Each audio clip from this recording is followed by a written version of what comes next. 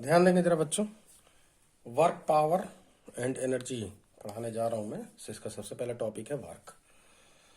तो मान लीजिए आपके पास कोई ऑब्जेक्ट है और ये ऑब्जेक्ट मान लीजिए ग्राउंड पे रखा हुआ है और इस पर आपने इस तरह से ग्राउंड से थीटा डिग्री के एंगल पे आपने इस तरह से फोर्स अप्लाई किया, वेक्टर एफ।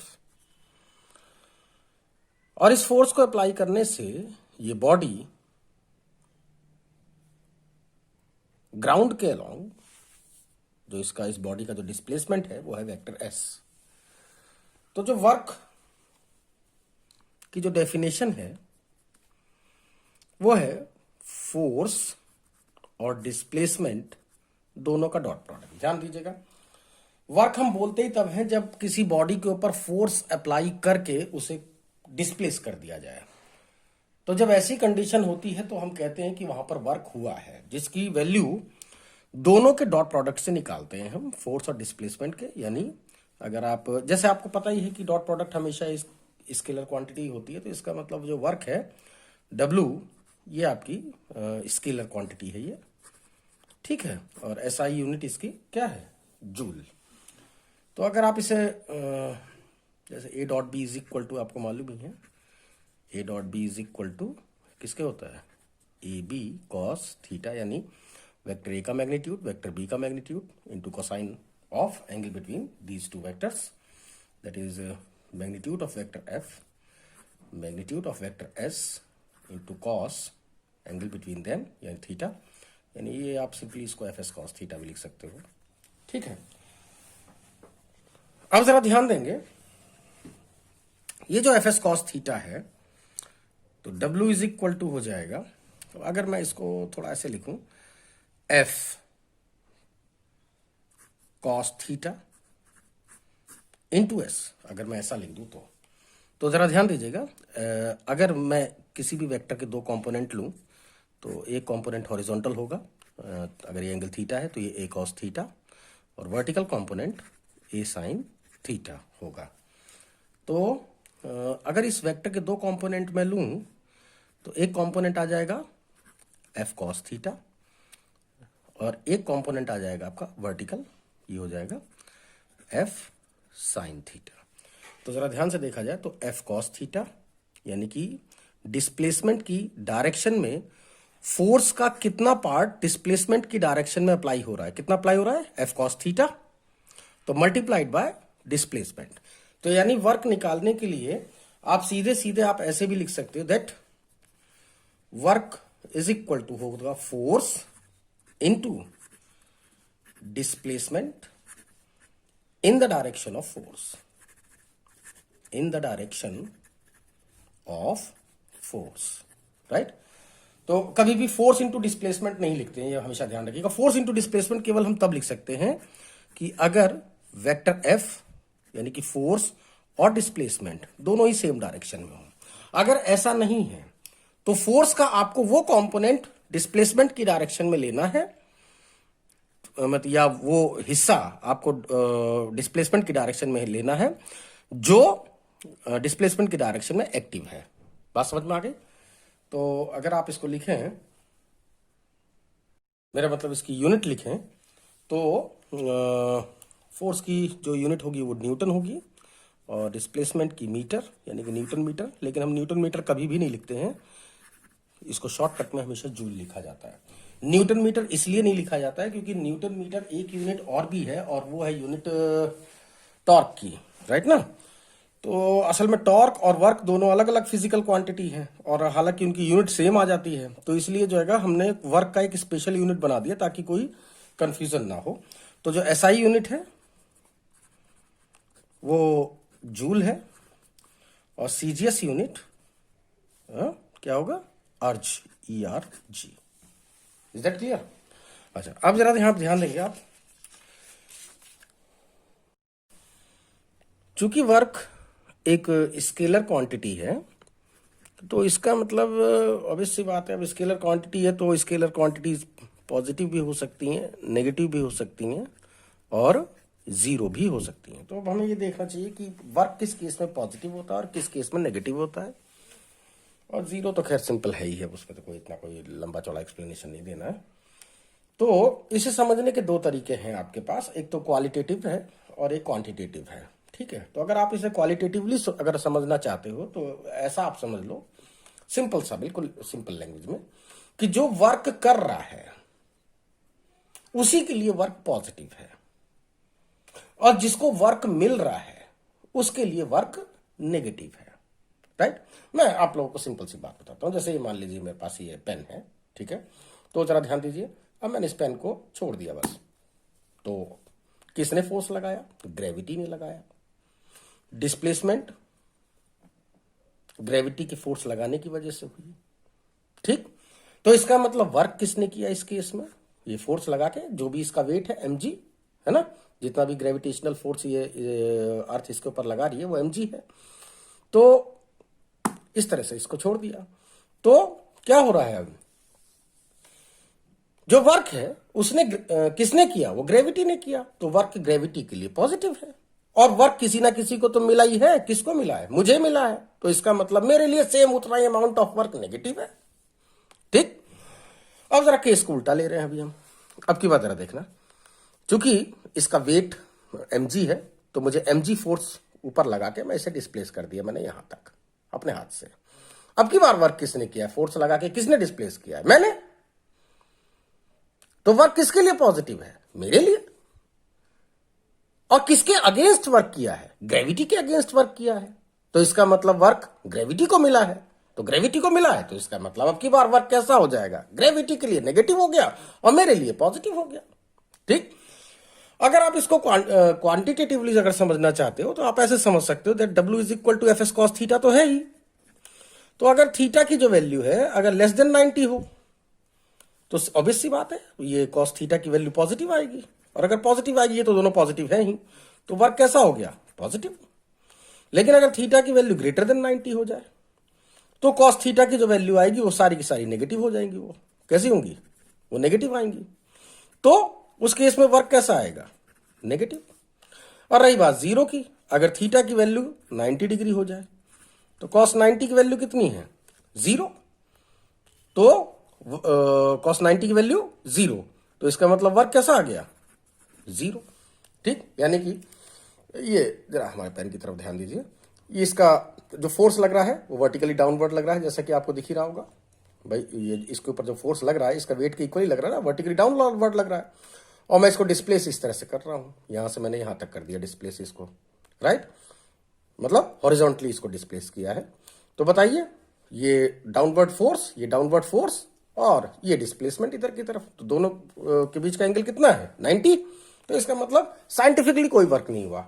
यानी आप ये कह सकते हो कि कुली जब अपने सर पे जब कोई सामान लाद के जब ले जाता है किसी हॉरिजॉन्टल सरफेस पर, ठीक है, सीढ़ी पर नहीं, हॉरिजॉन्टल सरफेस पर, सीढ़ी का केस अलग अलग हो जाएगा। तो जब वो हॉरिजॉन्टल सरफेस पे वो चल रहा है तो फोर्स और डिस्प्लेसमेंट के बीच में जो एंगल है वो 90 है। तो अगर वो एंगल 90 है तो इसका मतलब साइंटिफिकली कुली ने कोई वर्क नहीं किया है। Is that clear? हालांकि आपको झगड़ा करने की जरूरत नहीं है, जितना पैसा वो मांग दे रहा है उससे ज्यादा ये सब समझाना मत बैठ के कि जो अगर साइंटिफिकली तुमने कोई वर्क नहीं किया इसलिए मैं कोई पैसा नहीं दूंगा। ठीक है, अच्छा, दूसरी बात, मान लीजिए कि कोई दीवार है ना, और दीवार पे आप ऐसे धक्का मार रहे हो, खूब तेज धक्का मार रहे हो, फोर्स लगा रहे हो, जबरदस्त फोर्स, लेकिन क्या दीवार हिली? नहीं हिली, डिस्प्लेसमेंट नहीं हुआ। तो जब डिस्प्लेसमेंट ही जीरो है तो वर्क भी आपका जीरो ही हो जाएगा। ठीक है, तो कहने का मेरा मतलब ये है, फोर्स लगा के जब तक डिस्प्लेसमेंट नहीं होगा तब तक वर्क भी नहीं होगा। Is that clear? अब वर्क निकालने का एक तो तरीका है ही है कि जैसे कि W इज इक्वल टू हो गया F.S। मैं आप लोगों को थोड़ा समझा दूं एक एग्जाम्पल से। मान लीजिए 2I plus 3J plus 4K newton का फोर्स अप्लाई करके मैंने किसी बॉडी को I minus 3J minus K metre मैंने इसको डिस्प्लेस कर दिया है। तो कितना वर्क हुआ? Force into displacement, force dot displacement. तो फोर्स कितना है? 2I plus 3J plus 4K dot I minus 3J minus K। I dot I1, J dot J1, K dot K1, बाकी सब जीरो होते हैं। ठीक है ना? तो ये कितना हो गया 2, 3 3 ज़ा 9 और 4 1 ज़ा 4। तो ओवरऑल आंसर आ गया आपका -11 joule. Is that clear? Minus में आ रहा है, इसका मतलब एक्सटर्नल एजेंट को वर्क गेन हो रहा है, उसको मिल रहा है, उसने किया नहीं है, ध्यान रखिएगा। ठीक, अच्छा दूसरा तरीका, मान लीजिए क्वेश्चन इस तरह से दे दिया कि जी 2 न्यूटन का मैंने फोर्स लगाया है और डिस्प्लेसमेंट मैंने 5 मीटर किया है और फोर्स और डिस्प्लेसमेंट के बीच का एंगल मान लीजिए 60 डिग्री है, राइट? तो कितना वर्क हुआ? तब ऐसे आप निकालोगे, एफ एस कॉस थीटा से निकालोगे, क्योंकि अब की बार तो मैग्नीट्यूड दे रखा है, ये तो दिया नहीं है वेक्टर टर्म में इसमें। तो कितना हुआ ये 2 इंटू डिस्प्लेसमेंट 5 और इंटू कॉस, दोनों के बीच का एंगल 60 डिग्री, कॉस 60 की वैल्यू 1/2 यानी कि 5 जूल वर्क हुआ है पॉजिटिव। अब की बार वर्क पॉजिटिव है, तो इसका मतलब क्या है? इसका मतलब हो गया कि वर्क एक्सटर्नल एजेंट ने किया है, मिला नहीं अब की बार उसको। ठीक, एक तीसरा भी तरीका है वर्क निकालने का, और वो जो तरीका है वो है ग्राफिकल मेथड, है ना? Work to determine the work bye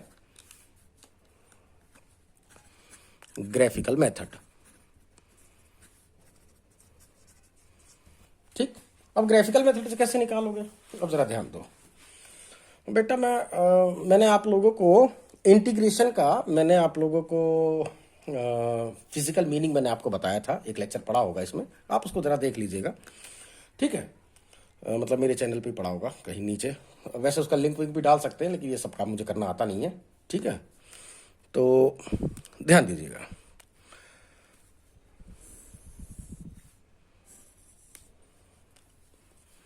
आप लोगों को मैंने एक बार बताया था, ध्यान दीजिए, कि अगर वेलोसिटी वर्सेस टाइम के बीच का कर्व अगर ऐसे दे रखा है, ठीक, तो वेलोसिटी टाइम कर्व का टाइम एक्सिस से जो एरिया बन रहा है वो किसको बताता है? डिस्टेंस को या डिस्प्लेसमेंट को। ऊपर की वैल्यू पॉजिटिव, नीचे की नेगेटिव, ऊपर की पॉजिटिव। ठीक है, तो ये जो एरिया आपको दिखाई दे रहा है, तो जो आपका जो एरिया है वो क्या बताता था? डिस्टेंस या डिस्प्लेसमेंट। तो अगर आपको डिस्टेंस निकालना है तो ये एरिया A1, ये एरिया A2, ये एरिया A3 आपको सीधे सीधे जोड़ लेना है, A1 plus A2 plus A3। याद है ना ये बात? और अगर आपको डिस्प्लेसमेंट निकालना है तो डिस्प्लेसमेंट निकालने के लिए ऊपर का वैल्यू पॉजिटिव, नीचे की नेगेटिव, ऊपर की positive, A1 minus A2 plus A3, तो आपको डिस्प्लेसमेंट पता लग जाएगा। मालूम ऐसा क्यों किया था? असल में इसका जो एक्सप्लेनेशन है वो पहले दिया जा चुका है इंटीग्रेशन का, जब हम फिजिकल मीनिंग बता रहे थे। तो देखिए, जो डिस्टेंस है वो वेलोसिटी इंटू टाइम के है। ठीक है, एक्चुअली ये लेंथ इंटू ब्रेथ बनाते ही हैं ये, अगर ध्यान से देखा जाए तो लेंथ इंटू ब्रेथ बना ही रहे हैं ये। तो इसका मतलब ही हो जाता है कि ये एरिया, अगर दो चीजों का अगर प्रोडक्ट अगर दिया हुआ है तो उससे जो भी एरिया आपका निकल कर आएगा वो इस क्वांटिटी को रिप्रेजेंट कर ही रहा होगा। यहां पर भी वही चीज है, जैसे W is equal to force into displacement in the direction of force, in the direction of force, ये होता है ये। ठीक है, अभी भी फोर्स और डिस्प्लेसमेंट दोनों क्या है? प्रोडक्ट में ही है, जैसे वेलोसिटी और टाइम प्रोडक्ट में था। ठीक है, तो अगर VT कर्व था ना, तो यहां पर FS कर्व, अगर फोर्स और डिस्प्लेसमेंट के बीच में जो कर्व आ रहा है, मान लीजिए वो कुछ इस तरह से आ रहा है। अभी तो रैंडम कर्व बना रहा हूं, जब अगर आपको दिया जाएगा तो कोई वेल डिफाइंड कर्व दिया जाएगा। ठीक, तो जो इसका एरिया है,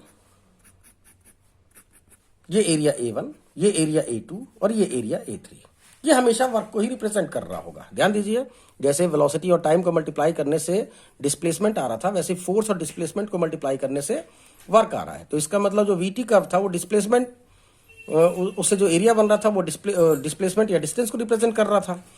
ठीक, इसी तरह से जो वर्क है इसमें भी फोर्स और डिस्प्लेसमेंट का मल्टीप्लाई हो रहा है। तो जो FS कर्व है, जैसे इसमें VT कर्व था, अब की बार FS curve, force displacement curve, right, इसका जो एरिया है वो किसको बताएगा? अब की बार वर्क को बताएगा, राइट ना?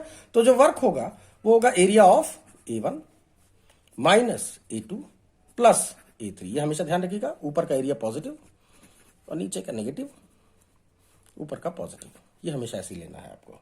ठीक है, तो ये आपको वर्क इस तरह से निकल जाएगा। अगर ऐसे भी ना दिया हो तो, अगर ऐसा भी क्वेश्चन ना दिया हो तो, मान लीजिए उसने कहा कि फोर्स इस इक्वेशन के according, that is F is equal to, just a sec, F is equal to, F जो फोर्स है वो डिस्प्लेसमेंट के ऊपर इस तरह से डिपेंड कर रही है, दैट इज 2s स्क्वायर या 3s स्क्वायर ले लीजिए, प्लस 2s प्लस 5, मान लीजिए इसके ऊपर डिपेंड कर रहा है ये। ठीक है, अच्छा, अब ये कह रहा है कि ये बताइए कि s is equal to 2 metre, s is equal to 1 metre से लेके s is equal to 2 metre तक कितना वर्क आपने किया है। ठीक है, तो अभी भी हम बेसिकली ये इस कर्व का हमें एरिया ही निकालना है, अब की बार भी वही चीज करनी है, लेकिन अब की बार ये एरिया हम लोग फिगर से नहीं निकाल पाएंगे क्योंकि फिगर हमारे पास है ही नहीं, है ना। हमें इक्वेशन दे रखी है, तो या तो एक तरीका ये है कि भाई इस इक्वेशन को देख के आप पहले तो कर्व ड्रॉ कर लो और फिर एरिया निकाल लो, और दूसरा मेथड ये है आपका कि भैया जो वर्क होगा DW इज इक्वल टू किसके होगा, फोर्स, अब चलो डॉट प्रोडक्ट छोड़ो, मैं ये पहले मान के चल रहा हूं कि दोनों के दोनों सेम डायरेक्शन में है। ठीक है, क्योंकि अगर मैं सेम डायरेक्शन नहीं लेके चलता हूं तो फिर आपको दिक्कत हो जाएगी, तो अभी थोड़ी देर के लिए मैं मान ले रहा हूं F DS, यही होगा ना। तो नेटवर्क कितना होगा, इंटीग्रेशन ऑफ DW, तो आप भी कर लो इंटीग्रेट, आपको क्या दिक्कत है। इंटीग्रेशन ऑफ F DS कहां से कहां तक, from S is equal to 1 metre to S is equal to 2 metre. उसने यही पूछा ये कि सिर्फ इतना बताइए कि 1 मीटर से लेकर 2 मीटर तक डिस्प्लेस होने में कितना वर्क हुआ है।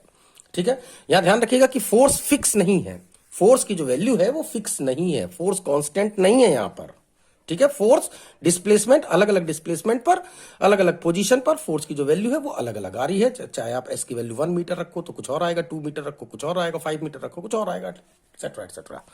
ठीक, तो ये हो गया आपका integration of 3s square plus 2s plus 5 ds from 1 to 2 metre. तो ठीक है, इंटीग्रेट कर लीजिए इसे, ये कितना हो गया 3s cube by 3 plus 2s square by 2 plus 5s, यही आया ना, फ्रॉम कहां से 1 टू 2 मीटर। ये 3 कैंसिल हो रहे हैं आपके, ये अब वैल्यूज पुट कर लीजिए, upper limit minus lower limit, तो अपर लिमिट रखेंगे हम S की वैल्यू 2 रखेंगे, 2 cube plus 2 square plus 5 into 2, 5 into 2 minus lower limit put करेंगे अब आप 1 क्यूब प्लस 1 स्क्वायर, यहां पे 1 आ रहा है, और यहां पर प्लस 5 इंटू 1। ठीक है, सॉल्व कर लीजिए, जो भी आंसर आ रहा है यही आपका इतने जूल वर्क हुआ है। बात समझ में आ गई। तो ध्यान रखना कि चाहे आप ग्राफ से निकालो चाहे इक्वेशन से निकालो, बात एक ही होती, दोनों अलग अलग चीजें नहीं है। ये बस यहां पर इक्वेशन नहीं दी है, ग्राफ दे दिया है। ठीक, आप ग्राफ को देख के या तो इक्वेशन पता लगा लो, तो आप ऐसे सॉल्व कर सकते हो, या इसमें अगर इक्वेशन दे दिया है आपको तो या तो ऐसे सॉल्व करो, नहीं तो ग्राफ बनाओ और फिर इसका एरिया निकालो। ठीक है ना।